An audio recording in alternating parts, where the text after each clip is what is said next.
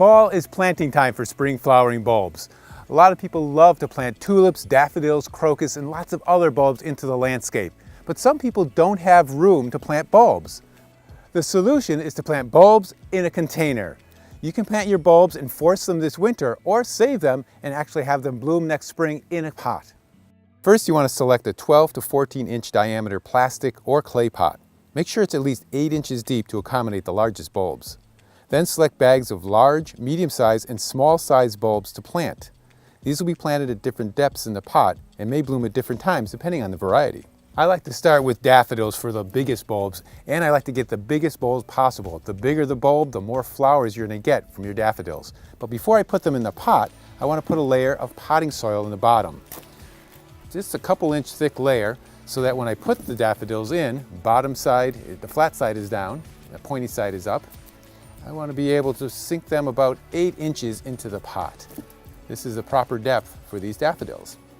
Then once they're in there, I want to just add some more potting soil on top, just enough to cover them, so that the soil level now is about 4 to 6 inches deep. Then I want to use my medium-sized bulbs, and for those I'm going to use these tulips.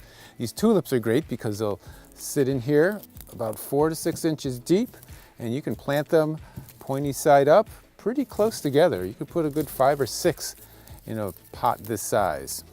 Once those are in, I want to just put some more potting soil on top of that, cover those up a little bit better. And then I'm going to put some small bulbs. Now these could be crocuses, they could be snowdrops, they could be little alliums like these. Any small little bulb that you can plant about 2 to 4 inches deep. You just want to put a whole bunch of those in here. And these are going to be great because often these will be the earliest ones to bloom, where the tulips and daffodils will come a little bit later, so extend your flower show. Once you have enough of those in, we'll just put another layer of soil on top so that eventually you'll only be a couple inches below the rim of your container. Now your pot is all planted. Once you're all done, then you want to water your container really well to moisten that soil.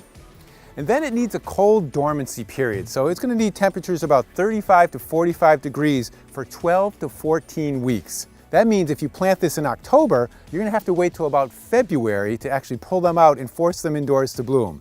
Now this place where you're going to store them, it could be a cool basement, it could be a shed or a garage, anywhere where it stays within that temperature range, that'll be ideal for them. Now if you don't have a basement or a garage to store these, you can actually store them in the refrigerator.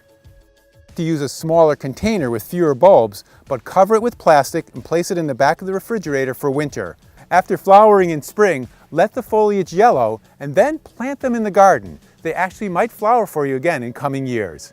For more gardening tips, go to gardeningwithcharlie.com.